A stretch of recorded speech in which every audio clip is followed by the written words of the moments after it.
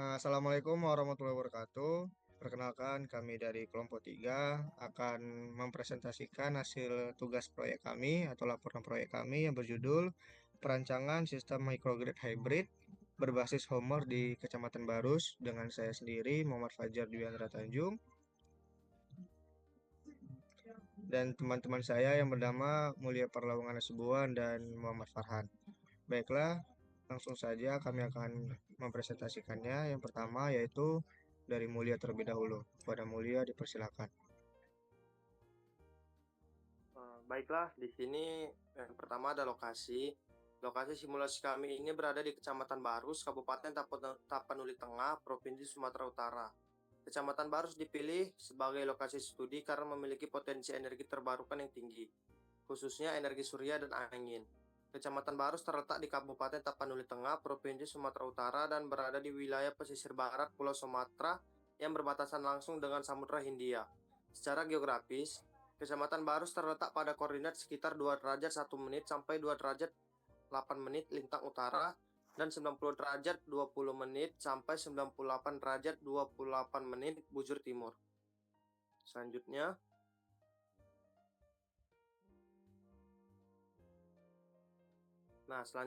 adalah profil beban.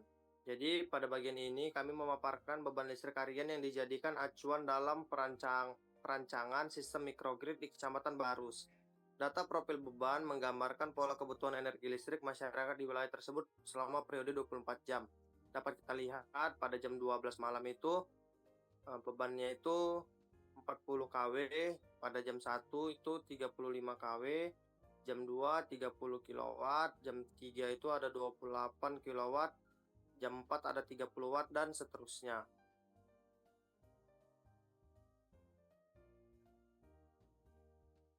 Selanjutnya ada potensi EBT. Analisis potensi energi terbarukan dilakukan berdasarkan data sekunder yang diperoleh dari database Homer serta sumber pendukung lainnya seperti NASA Power. Data tersebut dimanfaatkan sebagai input pada perangkat lunak Homer untuk melakukan pemodelan potensi energi surya dan energi angin di Kecamatan Barus. Tujuan dari analisis ini adalah untuk menilai sejauh mana potensi sumber daya energi lokal dapat dimanfaatkan sebagai bagian dari sistem microgrid hybrid yang dirancang di wilayah tersebut. Selanjutnya itu potensi energi terbarukan. Jadi yang pertama itu ada energi surya atau PLTS. Nah, radiasi hariannya itu 4,16 sampai 5,09 kWh per meter kuadrat per hari. Nah, selanjutnya itu ada indeks kejernihannya itu sekitar 0,42 sampai 0,50. Yang kedua ada energi angin atau PLTB. Nah, kecepatan angin rata-ratanya itu sebesar 2,1 sampai 2,7 meter per second. Selanjutnya potensi surya lebih besar. Angin berperan sebagai sumber tambahan. Selanjutnya akan dilanjutkan oleh teman saya Muhammad Farhan. Selanjutnya ada spesifikasi komponen.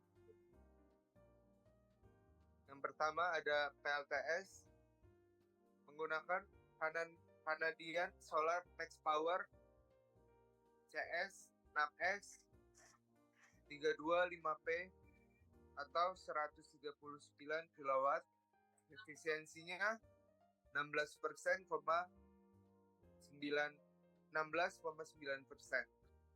Yang kedua ada PLTB menggunakan generic wind turbine 1 kW.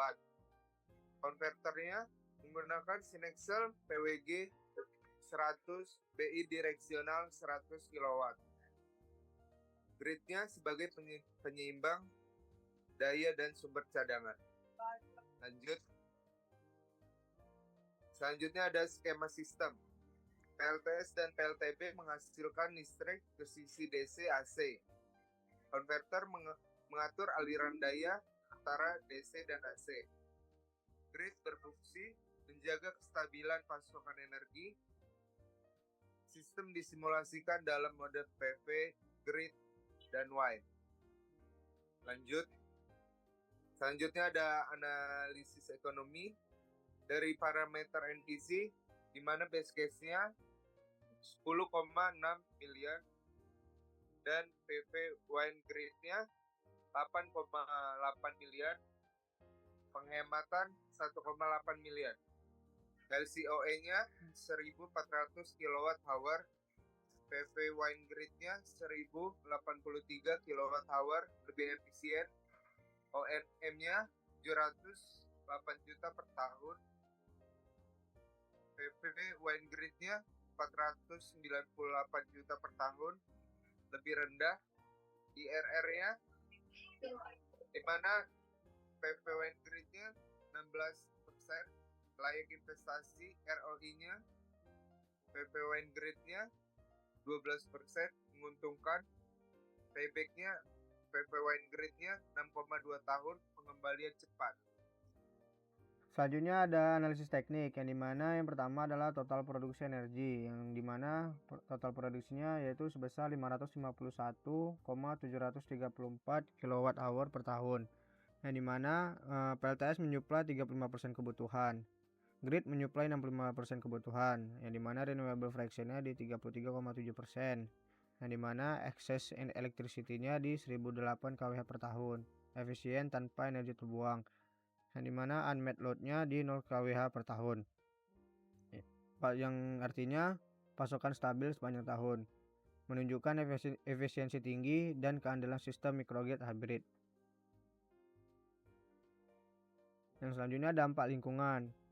Dampak lingkungan itu ada 3 jenis emisi, yang dimana yang pertama karbon dioksida dengan nilai emisi 204,395 kg per tahun, yang dimana mengurangi jejak karbon yang setara dengan kurang lebih 170.000 liter bensin terbakar. Yang kedua ada sulfur dioksida, yang dimana nilai emisinya itu di 886 kg per tahun.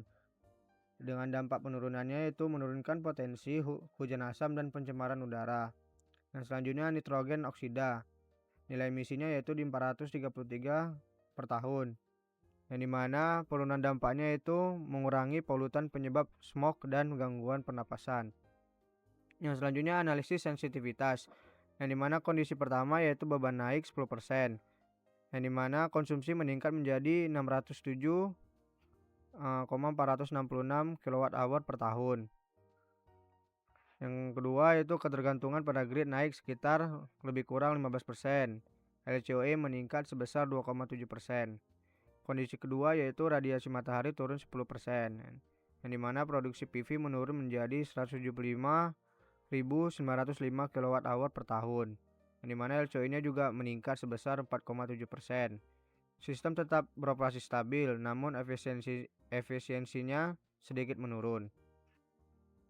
Berikut hasil dari simulasi kami yang akan kami jelaskan dari aplikasi Homer. Nah, yang pertama adalah kami di sini tempatnya atau tempat penelitiannya, tempat proyeknya itu di Kecamatan Barus, di Padang Masiang, Kecamatan Barus, Kabupaten Tapanuli Tengah, Sumatera Utara. Yang dimana diskon rate kami buat di situ ada di 6%, inflasi rate di 1,55%, annual capacity shortage-nya di 0%, dan project lifetime-nya di 25 tahun. Nah, selanjutnya untuk beban akan dijelaskan oleh Mulia. Pada Mulia dipersilakan. Baiklah, di sini dapat kita lihat di Januari, kami memasukkan pada bulan Januari itu beban hariannya dapat kita lihat sama-sama seperti yang saya sebutkan di PPT tadi, 24 jam. Nah, bebannya itu berbeda-beda.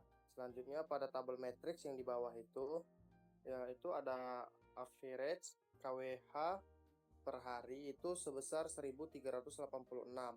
Di bawahnya itu ada average KW. Nah, ini average KW ini per jam, yaitu 57,75. Selanjutnya adalah beban puncaknya itu sebesar 157,21. Selanjutnya di bawahnya ada load factor yaitu sebesar 37. Oke, berikutnya saya akan menjelaskan klasifikasi dari grid. Nah, dari grid sendiri, grid power price-nya di harga di Rp1.400 per kWh dengan sellback price-nya di Rp700. Yang dimana kami juga menggunakan wind atau wind turbine yang dimana di sini adalah generic 10 kW, yang dimana capital price-nya itu di 18.500.000, replacement 18.500.000 dengan ONM-nya di 7 juta. Selanjutnya ada konverter, yang dimana kami menggunakan konverter Sinexel PWG 100, yang dimana kapasitasnya 100 kW, capitalnya di 42 juta, replacementnya 42 juta, dan ONM-nya di 5 juta. Selanjutnya ada PLTS, yang dimana kapasitasnya itu di per panelnya di 0,325, yang dimana capital dari persennya 3 juta dan ONM-nya 30.000. Oke, selanjutnya kita akan mensimulasikannya dengan mengkalkulit.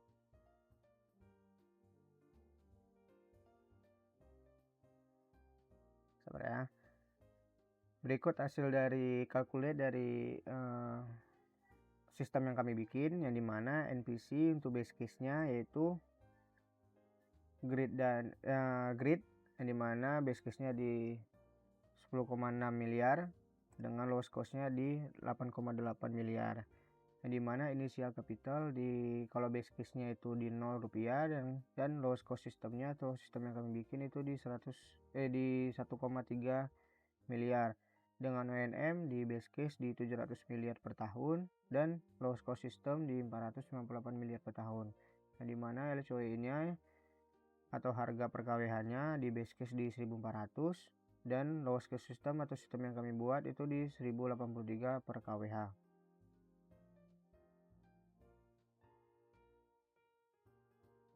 Oke, selanjutnya untuk elektrikalnya sendiri total kapasitas keluaran per tahunnya itu di 551,733 kWh per tahun, yang dimana excess electricity-nya di 804 kWh per tahun, yang dimana unmet electric load-nya di 0 kWh per tahun.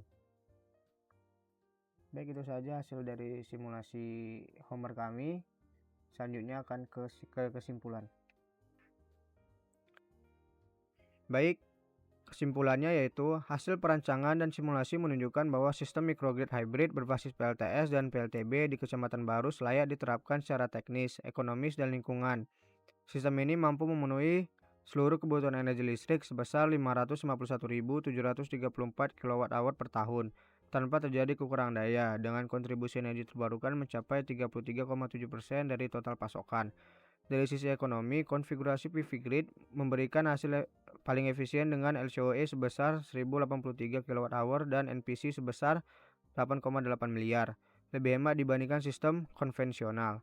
Sistem ini juga memiliki IRR sebesar 16% dan waktu pengembalian investasi sekitar 6,2 tahun, sehingga tergolong menguntungkan untuk diterapkan. Baiklah, mungkin itu saja yang bisa kami presentasikan. Lebih kurangnya kami mohon maaf.